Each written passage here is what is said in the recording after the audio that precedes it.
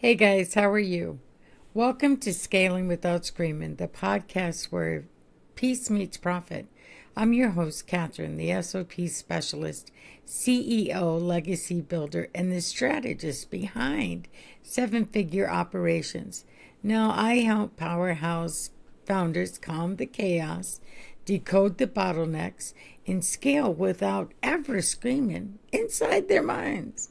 Now, if you've ever whispered, this shouldn't be this hard. You're not alone, and you're in the right place.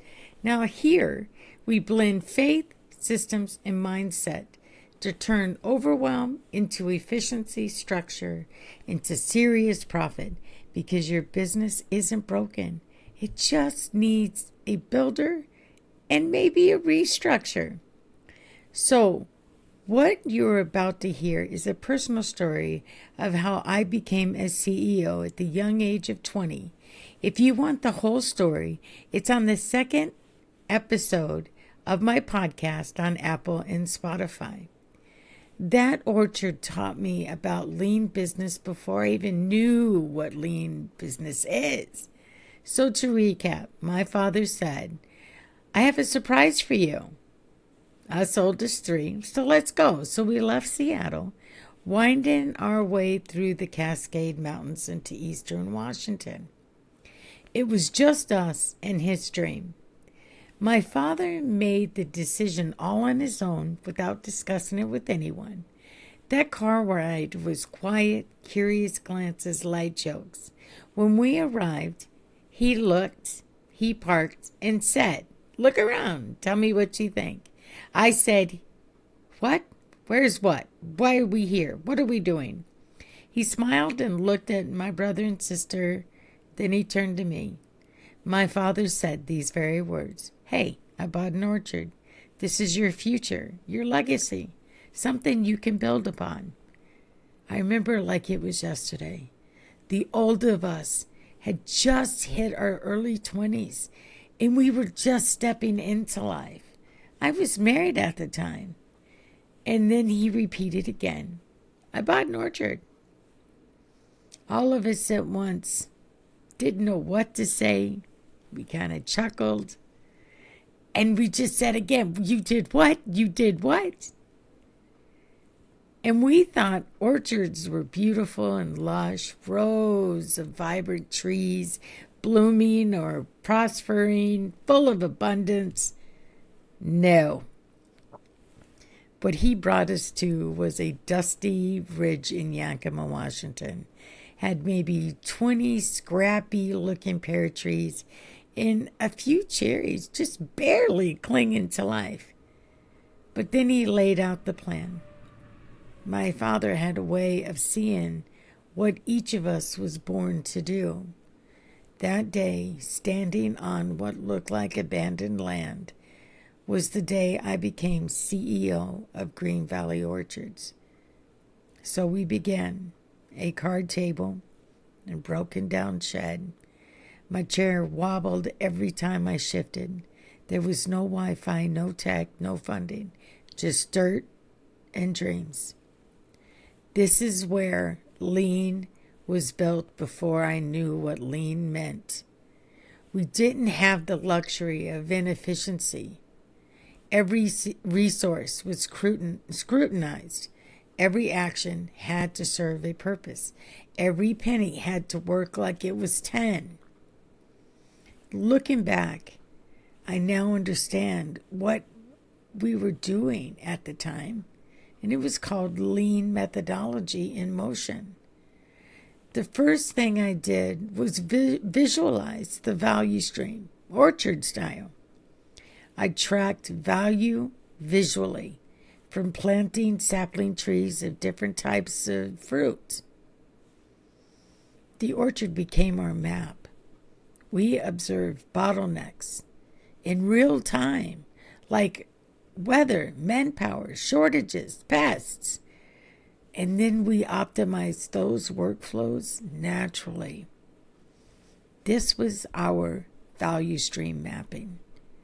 Another thing that came to realization is something called just-in-time inventory, but what I called it was the cherry harvest hustle.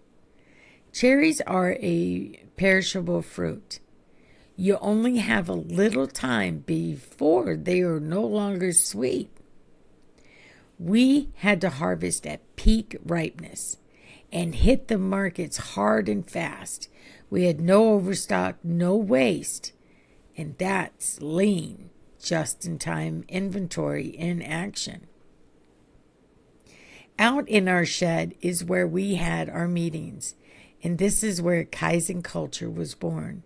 Each quarter, we sat down to ask, what worked? What broke? What could be improved? This cycle of review and refinement is Kaizen continuous improvement. My secret weapon and what I teach CEOs today is respect for people. Our yearly and seasonal workforce weren't just labor. They became our family. I created paper-based training manuals, spoke with each person, asked for their input, and out of that, I trained great leaders. Their observations made us better. That's what lean respect for people is. It built a business culture rooted in empowerment of people. From pruning to packing, I documented our land processes, all by hand and in ledgers. This is where I learned what SOPs were and how these SOPs helped us hire, train, and grow consistently year by year. In my own opinion, I have built a great framework, and it is called Gap to Gold. And it was literally born in the shed. What started as survival became a structure. What started as a pain became a process. Now, many decades later, this Gap to Gold framework has helped many CEOs do the very same as I did to grow a business to over 6 figures and beyond. The description of this framework is GAP. GAP's assessment and prioritization. 2, triage, optimization. Gold, growth, optimal strength, leverage, and delegation. This is how I guide businesses to scale without screaming and from chaos to absolute control and being lean. So stop overcomplicating. Lean does not mean you have to be cheap. It means being intentional, having a mindset of being intentional. So build your SOPs even if you're only one employee. Consistency always starts small. Trust people with your processes. Empower your team and your business will grow, I promise. Look at your business like a farm. Plant, water, weed, harvest, and repeat. Get gritty, get scrappy, get extremely smart.